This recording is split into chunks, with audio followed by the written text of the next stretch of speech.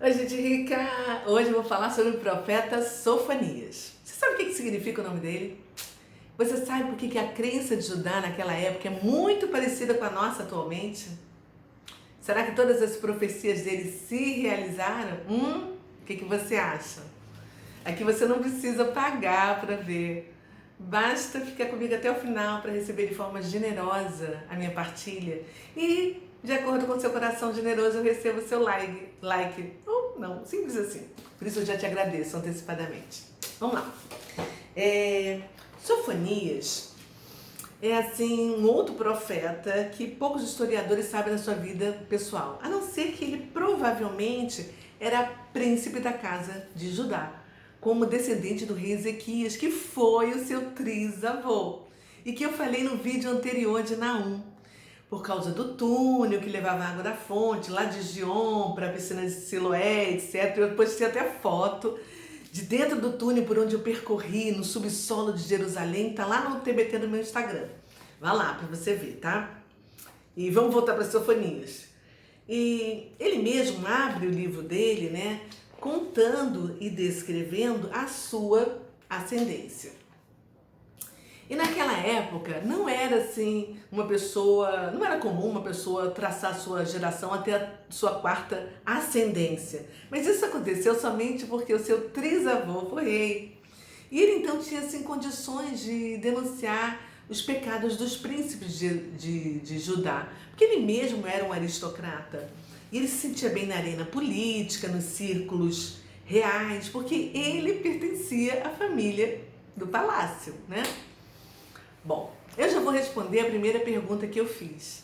Você sabe o que significa o nome Sofonias? Escondido de Jeová. Olha que legal!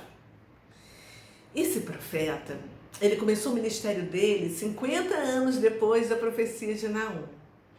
E o livro dele é datado da época do reinado do rei Josias, entre 640 e 609 a.C. E naquela época tinha passado assim 2 reis ímpios, idólatras, antes de Josias. E o povo estava assim, cheio de pecado.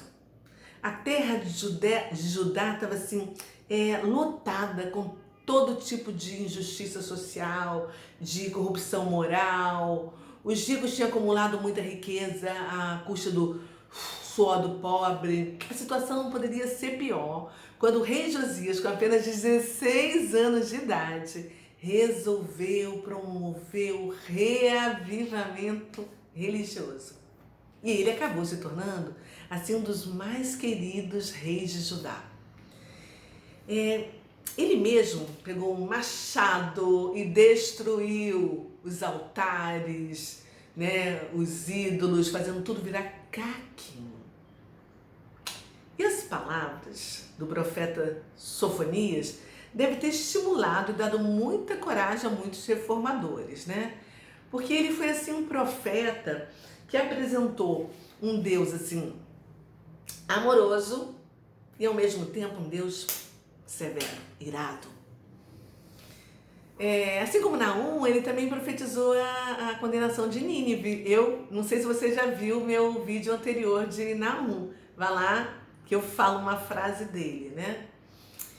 E ele denunciou também as várias formas de idolatria e desmascarou Baal, Milcã, que também é conhecido como Moloque, cujos rituais às vezes envolviam sacrifícios de criança. E o povo amonita idolatrava Moloque. Eu vou abrir só um parênteses aqui para te dar um insight. Lembra da palavra moleque? Ô moleque, sai daí, moleque! Moleque tem uma relação direta com esse deus Moloque. Mas esse é assunto para um outro vídeo. Vamos continuar aqui sobre Sofonias, tá? Eu vou te contar um segredo que você só aprende aqui nos meus vídeos. Embora a adoração para o deus Moloque fosse assim proibida para os israelitas, você sabe quem erigiu um altar para Moloque? Ninguém menos do que o rei Salomão por causa das suas mulheres. E você sabe aonde? Justamente no meu monte, gente, que eu falo que é meu, porque tem o meu nome. O Monte das Oliveiras. Eu sou a Cristiane Oliveira. Se você está chegando aqui no vídeo pela primeira vez, seja muito bem-vindo, bem-vinda. Ai, gente, agora me conta. Você sabia disso? Isso já vale um like, hein? Pode clicar aqui no xizinho e deixa logo o seu like aqui pra mim. Ai, gente, olha, sem dúvida, sabe? Os historiadores, eles afirmam que Sofonias foi assim o responsável por influenciar o avivamento promovido pelo rei Josias. E ele foi assim pioneiro nesse movimento de reformas. E alguns historiadores também dizem que Jeremias era colega de Sofonias. Olha que legal, os profetas, né, juntos, né?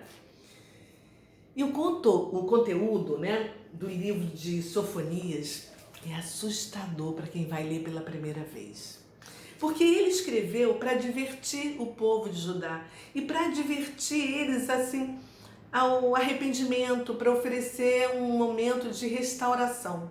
Quando você abre o livro dele para ler, depois de assistir o meu vídeo, você vai ver que ele faz ameaças, ele faz denúncias terríveis e mostra a ira de Deus. Esse livro começa assim com uma tristeza, né?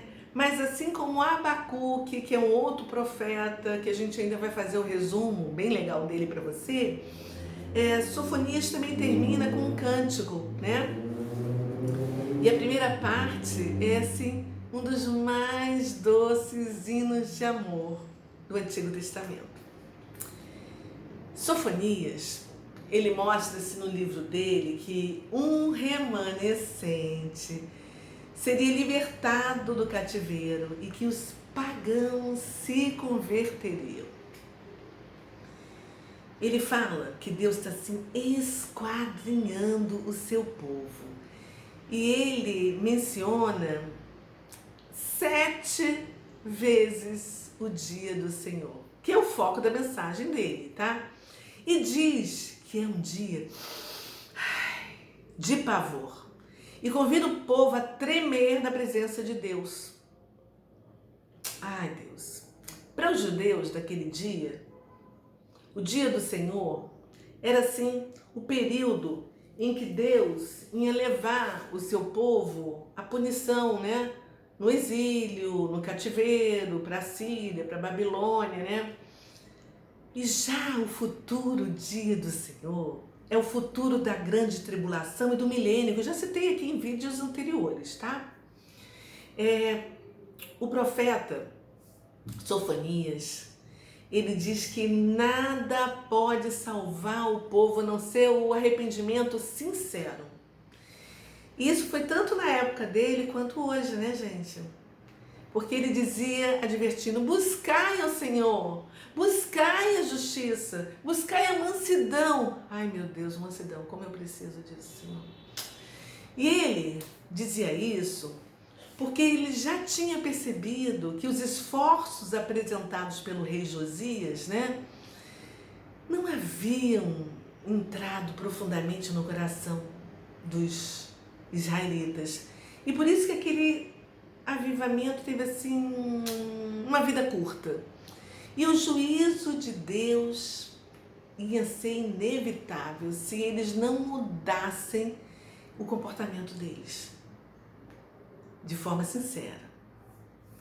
Gente, quando a gente lê o livro de Sofonias, a gente vai assim observar que a crença do povo de Judá é bem parecida com a crença do povo cristão, em sua maioria, tá? Nos dias de hoje. Você sabe por que é isso? Essa é uma das perguntas que eu fiz lá no início. Mas eu vou te contar.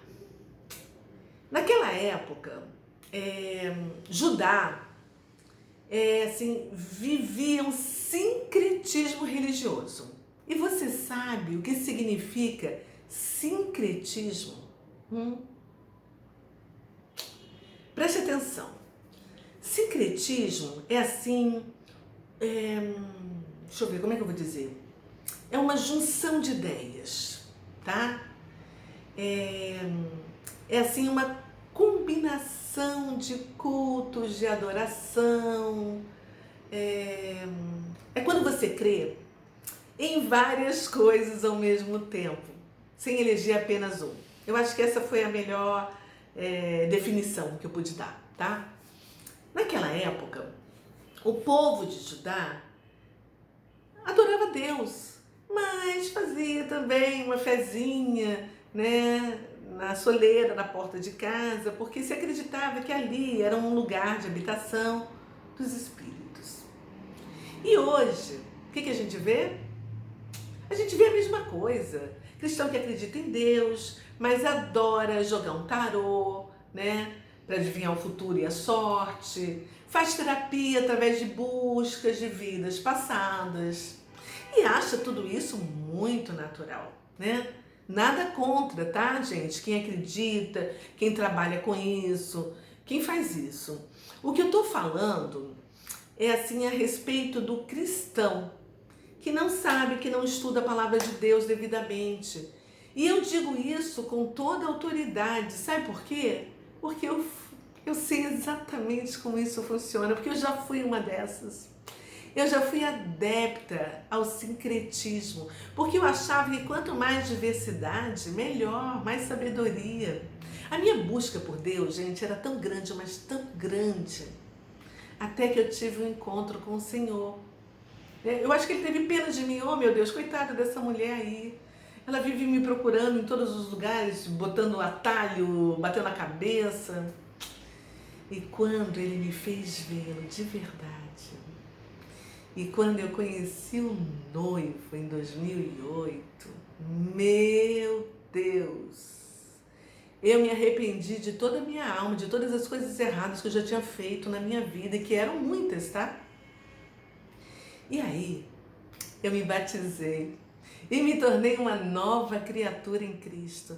Mas isso não significa que eu não peque ou que eu seja uma santa, não!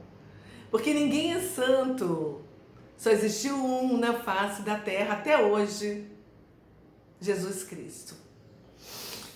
Hoje, eu continuo tendo pecados, né? Mas o meu entendimento em relação ao sincretismo religioso foi até os pés do Senhor.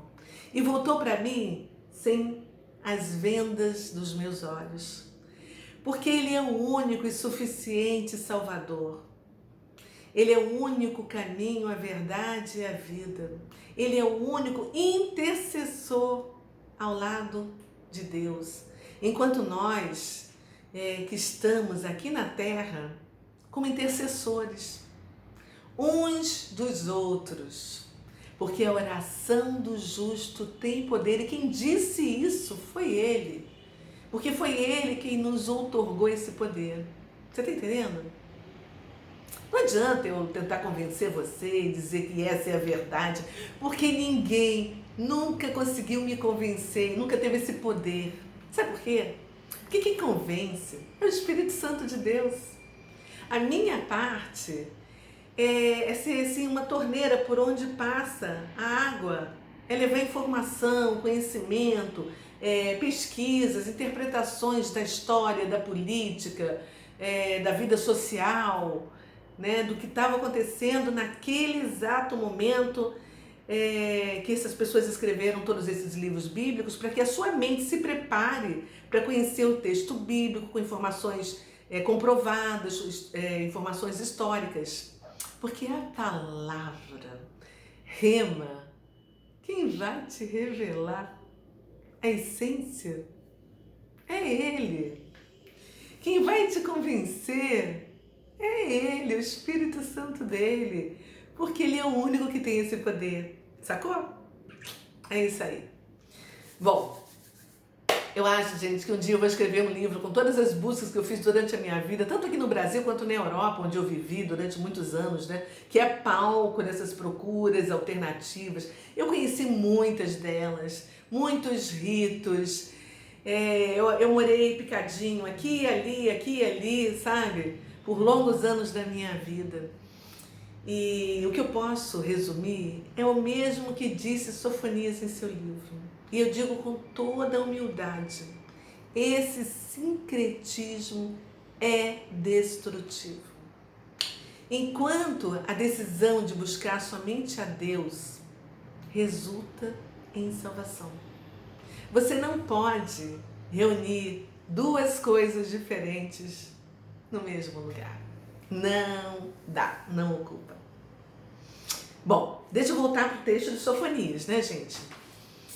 Depois, Sofonias, ele se voltou e predisse sobre 5 nações pagãs, que era a Filístia, né, que era a terra do povo filisteu, que também tem 5 reis, que é Gaza, que ainda hoje combate os judeus, né? Ascalon, Asdote, Ecrom, falta um. Eu esqueci, gente. Eu sei que são 5 reis filisteus, mas eu esqueci qual é a quinta cidade. Por favor, se você sabe, deixa aqui embaixo, escreve aqui nos comentários para eu me lembrar, tá? A segunda nação, Moabe. A terceira, Amon. Você já sabe, né, que os moabitas e os amonitas, eles eram primos diretos de Israel, porque eles eram sobrinhos de Abraão, né? E esses 2 povos, eles saíram da descendência de Ló. Ló era sobrinho de Abraão. E Ló acabou transando com as suas 2 filhas. É uma história assim de incesto, né, na Bíblia, né? E acabou gerando os amonitas e os moabitas, né? Que infelizmente se tornaram primos e inimigos de Israel. Vai vendo, tá? A outra nação, que é a quarta, é a Etiópia. Não essa Etiópia que a gente conhece hoje, mas ligada a Cúxio. E a quinta nação e última é a Síria, que Sofonias também profetizou a destruição de Nínive, que eu falei no vídeo passado, né? Vá lá assistir. Sofonias predisse em seu livro que todas essas nações seriam assim visitadas pela ira de Deus, por causa do seu orgulho, da sua zombaria contra o povo escolhido por Deus. Gente, de Deus não se zomba, né? O juízo das profecias de Sofonias aconteceu exatamente como ele profetizou. Uau! O profeta termina o 3º capítulo do seu livro assim com as mais maravilhosas promessas futuras para Israel e de uma situação de alegria futura para o povo de Deus nos últimos tempos, quando o remanescente voltar para Sião. Porque Deus vai governar no meio deles e será assim uma bênção para toda a terra, conforme a promessa que Deus fez para Abraão inicialmente. Porque a palavra dele, gente, é a mesma ontem, hoje e para sempre. Eu já estou terminando, tá? Mas antes eu quero responder a última pergunta que eu fiz lá no início, que é muito fácil. Será que tem alguma profecia de Sofonias que ainda não foi cumprida? Sim, tem sim, Senhor. Eu acabei de falar, né, gente? Porque Sofonias declara que naquele tempo que ainda está por vir, Deus vai separar todo o povo que foi assim espalhado por todos os povos da terra. Para onde você olha, gente, tem judeu. E Deus vai levar esse povo de volta para casa, para Israel. Eles já estão fazendo aliar, né? Há bastante tempo, desde 1948. Desde que a profecia de Isaías se cumpriu e se concretizou, quando ele disse que nasceria uma terra em um só dia. E o povo de Israel vai receber honra e louvor diante de todos os povos da terra, quando Deus restaurar a sua sorte, né, diante dos nossos olhos. Então, mais uma vez eu te aviso, para de achar que a igreja ocupou o lugar de Israel. Cara real. Essa é a última profecia de Sofonias que ainda está para acontecer e quem viver verá. É isso aí. Você ainda tem tempo, meu irmão, minha irmã, de orar pela paz de Jerusalém. Porque o Senhor nos deixou uma ordem lá no Salmo 122 dizendo: orem pela paz de Jerusalém, vivem em segurança aqueles que te amam. Haja paz dentro dos seus muros e de suas cidades. Em favor dos meus irmãos, eu te direi: paz seja com você.